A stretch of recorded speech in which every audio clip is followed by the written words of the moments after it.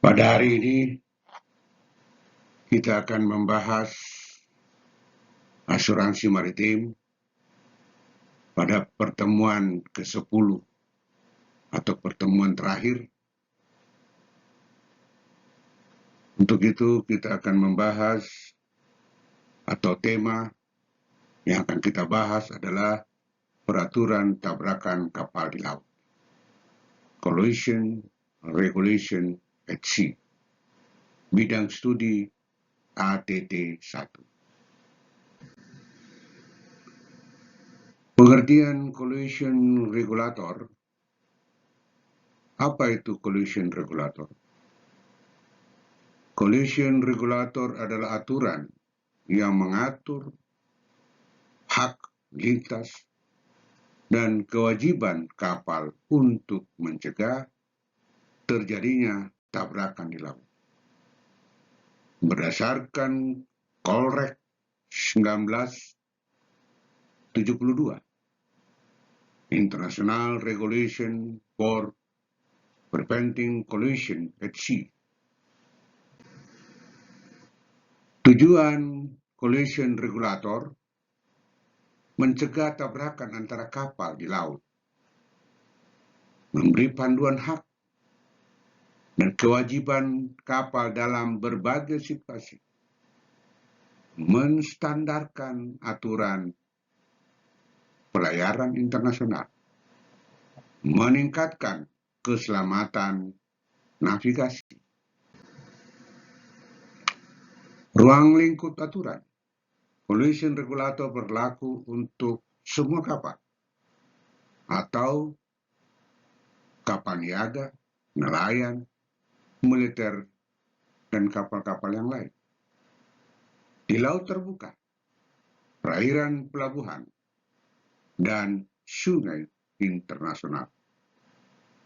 Berlaku siang dan malam dalam segala cuaca. Ketentuan utama dalam collision regulator. Pertama, rule of the road atau aturan jalan. Siapa yang harus mengalah? Ketiga, speed and lockout. Harus selalu waspada dan sesuai kecepatan aman. Narrow channel and traffic separation Siemens. 5. Lighting and sound signal.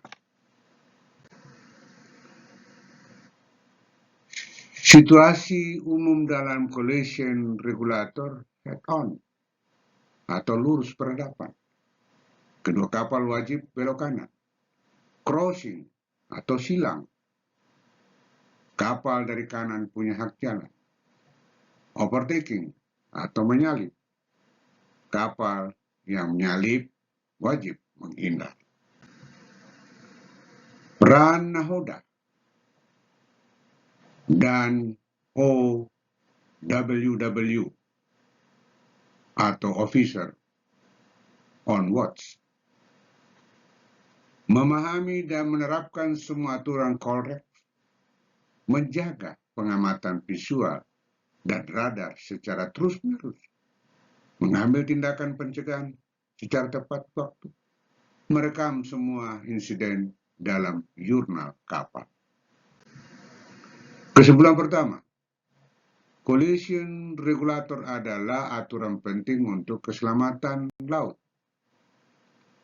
Harus dipahami dan dipatuhi oleh semua pelaut. Pelanggaran dapat menyebabkan kecelakaan serius dan sanksi hukum. Dasar hukum pertanggungan jawab atas tabrakan kapal diatur oleh Colrec 1972, International Regulation for Preventing Collision at Sea.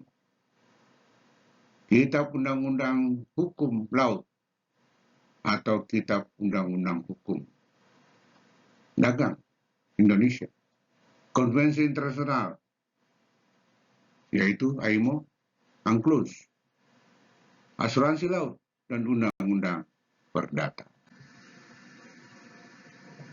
Pihak yang bisa dimintai tanggung jawab, pertama, nahoda sebagai pengendali kapal secara operasional, bertanggung jawab atas pengambilan keputusan di laut.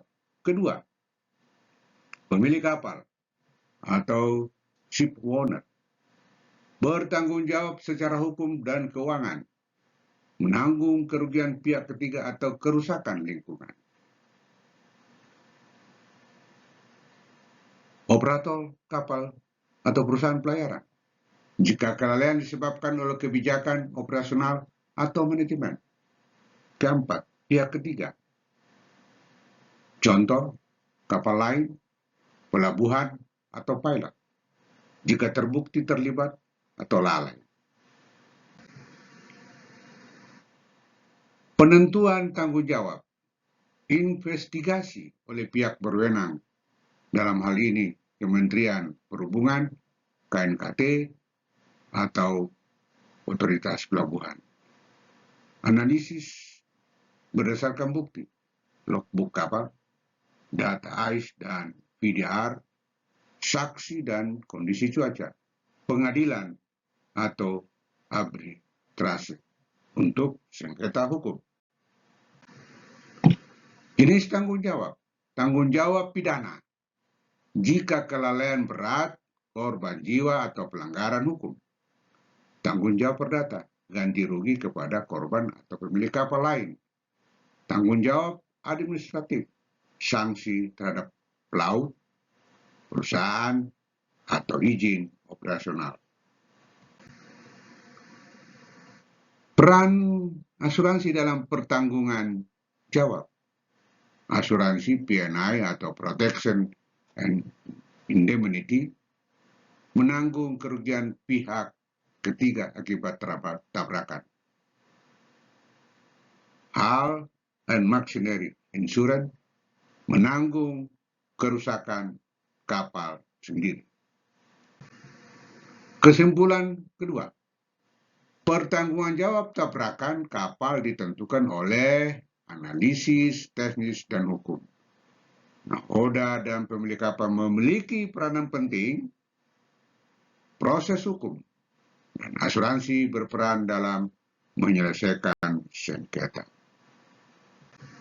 Demikian yang saya sampaikan tentang aturan tabrakan di laut atau collision regulator untuk ditaati oleh pelaut, khususnya perwira kapal yang membawa kapal, termasuk menjaga keselamatan permesinan hubungannya dengan masinis.